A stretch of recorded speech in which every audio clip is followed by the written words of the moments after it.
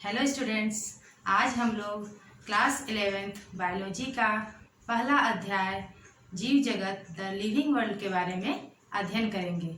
इस चैप्टर में हम लोग सजीव के बारे में, निर्जीव के बारे में और उसके संबंधों के बारे में, उनकी विशेषताओं के बारे में अध्ययन करेंगे और उसको कैसे क्लासिफिकेशन करते हैं, कैसे उनका वर्गीकरण किया गया है, उनकी क्या क्या विशेषताएं हैं और सजीवों के क्या मुख्य लक्षण हैं, क्या विशिष्ट लक्षण हैं, उसके बारे में हम अध्ययन करेंगे।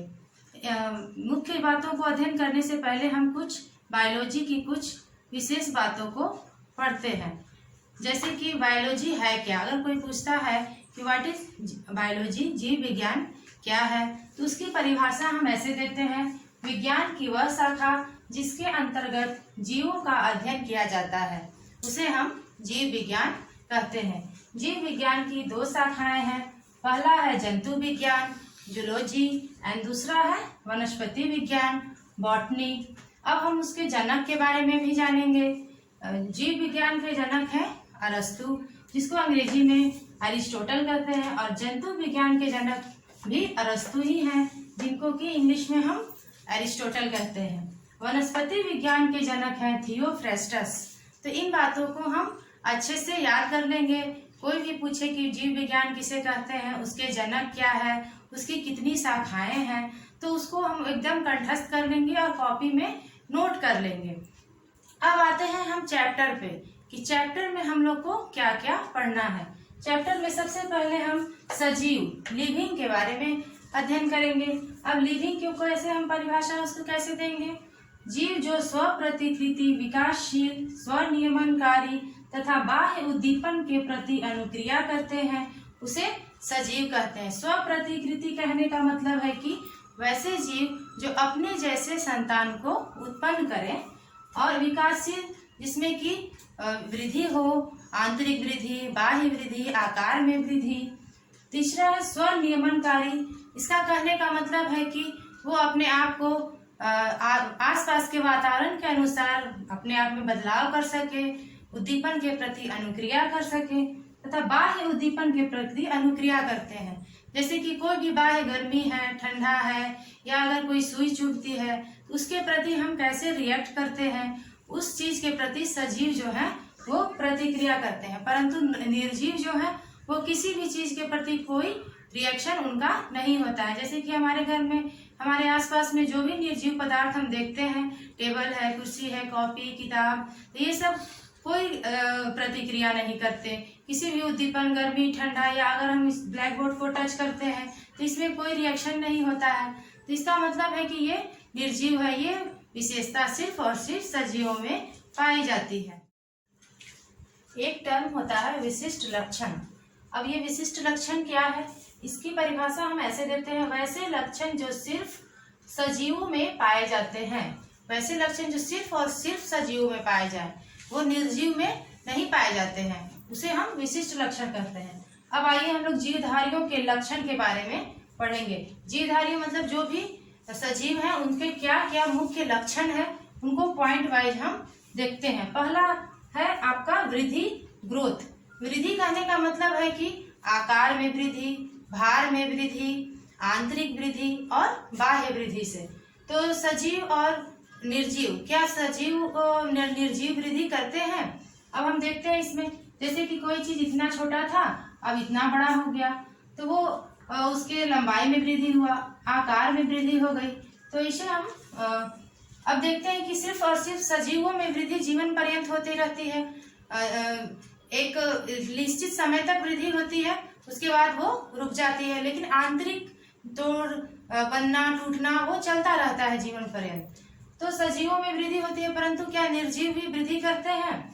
अब इसमें भी देखते हैं कि जैसे मान लीजिए ये हमारा पर्वत था, ये छोटा था, इसको वर्षों तक इस पे धूल, मिट्टी सब जमते गया, जमते गया, जमते गया।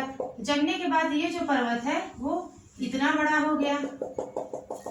तो क्या हम इसे वृद्धि कहेंगे? इस पर्वत तो निर्जीव है, लेकिन ये इसके भी आकार में वृद्धि हुई। ये इतना छोटा था और इससे ये इतना बड़ा हो गया, आकार में वृद्धि हो गई, लंबाई में वृद्धि हो गई।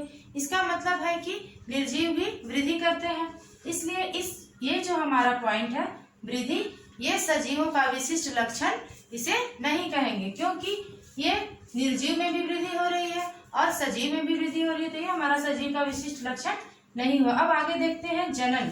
जनन को इंग्लिश में रिप्रोडक्शन भी कहते हैं। जनन कहने का अर्थ है कि अपने जैसे संतान को उत्पत्ति करना, संख्या में वृद्धि करना, उसे ही जनन कहते हैं। एक से उसकी संख्या में दो, दो से तीन। तो हमारा ये जनन जो है वो दो तरह का होता है।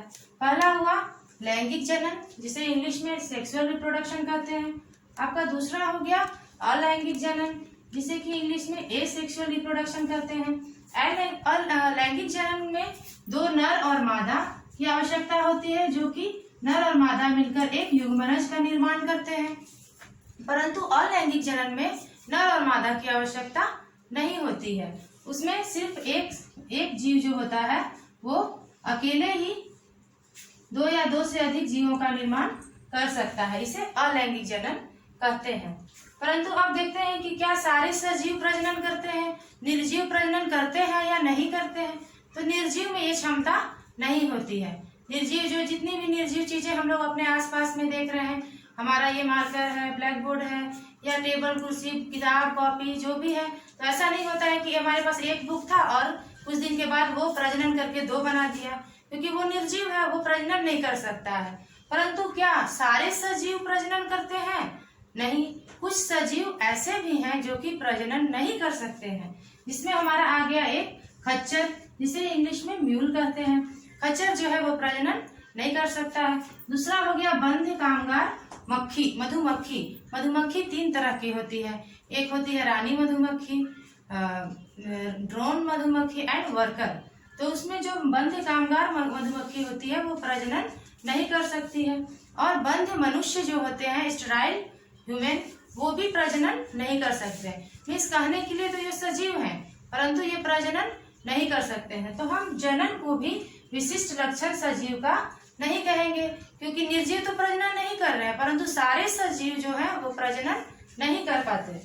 अब आगे हम देखते हैं उपापचय या मेटाबॉलिज्म। ये जो हमारा सजीव का लक्षण है, मेटाबॉलिज्म कहने का अर्थ है कि हमारे शरीर के अंदर जितने भी सजीव हैं उनके अंदर एक रासायनिक प्रक्रिया होती रहती है, टूटने की और बनने की प्रक्रिया चलती रहती है। Catabolic reaction and anabolic reaction. तो इस तरह के रिएक्शन सिर्फ और सिर्फ सजीवों में पाए जाते हैं। किसी भी निर्जीव के अंदर किसी तरह की कोई रासायनिक प्रतिक्रिया नहीं होती है। इसीलिए हम उपापचय या मेटाबॉलिज्म को सजीवों का विशिष्ट लक्षण कह सकते हैं, क्योंकि सारे सजीव जो हैं वो उपापचय की क्रिया करते हैं, उनके अंदर रासायनिक परिवर्तन होते रहते हैं, परंतु किसी भी निर्जीव में ये लक्षण नहीं पाया जाता। अब हमारा अगला है संवेदनशीलता या अनुकूलता। इसको इंग्लिश में बोलेंगे सेंसिटिविटी और एडेप्टेबिलिटी। संवेदनशीलता कहने का मतलब है कि किसी भी चीज के प्रति संवेदनशील होना। दुख है, सुख है, अच्छा बुरा अनुभव होना या गर्मी ठंडा का एहसास होना, सुई चुभने का एहसास होना, आग से जल गए या किसी ऐसे भयानक चीज को देख लिए उसके प्रति जो हमारी प्रतिक्रिया होती है। अगला हुआ अनुकूलता।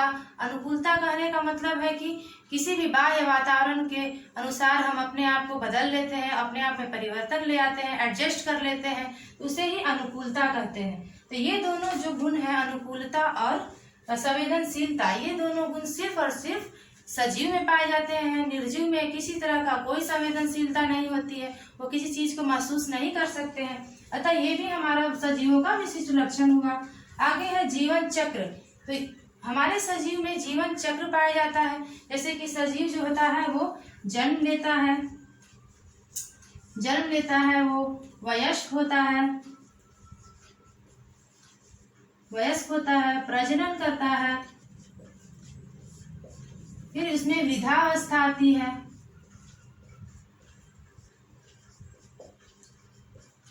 उसके बाद उसकी मृत्यु हो जाती है। इस तरह से, परंतु इस तरह का जीवन चक्र किसी भी निर्जीव में नहीं पाया जाता। ना तो वो जन्म लेता है, ना वयस्क होता है, ना ही उसमें प्रजनन की क्षमता होती है और न ही वृद्धावस्था के बाद उसकी मृत्यु होती है। अतः ये भी हमारा विशिष्ट लक्षण हो गया। अगला है हमारा जीव द्रव्य। हम कोशिका के बारे में पढ़े होंगे। कोशिका के अंदर एक केंद्रक होता है, उसमें माइटोकॉन्ड्रिया होते हैं, लाइसोसोम होते हैं, राइबोसोम होते हैं। तो ये इस तरह का उसके अंदर जीव द्रव्य भरा होता है। तो इस तरह का संरचना सिर्फ और सिर्फ सजीवों में पाई जाती है। निर्जीवों के अंदर किसी तरह की कोई जीव द्रव्य नहीं पाई जाती है। अतः ये हमारा विशिष्ट लक्षण हुआ। अगला है हमारा कोशिका संरचना, सेल स्ट्रक्चर। सारे सजीवों में एक कोशिका की एक फिक्स संरचना होती है। कोशिका के बारे में हम लोग जानते हैं, उसमें सेल वॉल होता है, सेल मेम्ब्रेन होता है, केंद्रक होता है, तो उसकी एक संरचना होती है। परंतु ऐसी कोई संरचना निर्जीवों में नहीं पाई जाती है। ये संरचना सिर्फ और सिर्फ सजीवों में पाई जाती है। अगला है हमारा गति, मूवमेंट। जितने भी सजीव हैं वो गति करते हैं, एक स्थान से दूसरे स्थान पर जा सकते हैं, और उनके आंतरिक गति भी होती रहती है। अंदर में जो भी रासायनिक क्रियाएं होती हैं वो उसमें भी गति होती रहती है। तो हमारा निर्जीव जो है वो गति, मूवमेंट उसमें नहीं होता है। अगला है हमारा श्वसन, रेस्पिरेशन। ये भी सजीव का एक विशिष्ट लक्षण है, क्योंकि ये सिर्फ और सिर्फ सजीवों में पाए। हम लोग सांस लेते हैं, छोड़ते हैं, ये प्रक्रिया हमारे जीवन पर्यंत चलती रहती है। इसके बाद है हमारा नेक्स्ट पोषण, न्यूट्रिशन। पोषण, हमारे जो सजीव हैं वो भोजन लेते हैं, उसको पचाते हैं, और एक पोषण की प्रक्रिया होती है। भोजन पचता है, अवशिष्ट पदार्थ शरीर से बाहर आता है। तो ये प्रक्रिया सिर्फ और सिर्फ सजीवों में पाई जाती है। निर्जीव में इस तरह का कोई लक्षण देखने को नहीं मिलता है। अगला है हमारा उत्सर्जन, एक्सक्रीशन। शरीर में जो भी क्रियाएं होती हैं उसके फलस्वरूप जो अवशिष्ट पदार्थ बनता है शरीर में, वो शरीर से बाहर निकाल दिया जाता है। उस प्रक्रिया को हम उत्सर्जन कहते हैं। तो ये प्रक्रिया भी सिर्फ और सिर्फ सजीवों में पाई जाती है। निर्जीव कोई किसी तरह का कोई पोषण, कोई उत्सर्जन की प्रक्रिया उसमें नहीं होती है। इस तरह से हमारा सजीवों के लक्षण का सारा, जो सजीव के जो भी लक्षण है सारा हमारा कंप्लीट होता है। अब आज के लिए इतना ही, और अगले वीडियो में हम इस अध्याय का अगला पार्ट पढ़ेंगे। Thank you.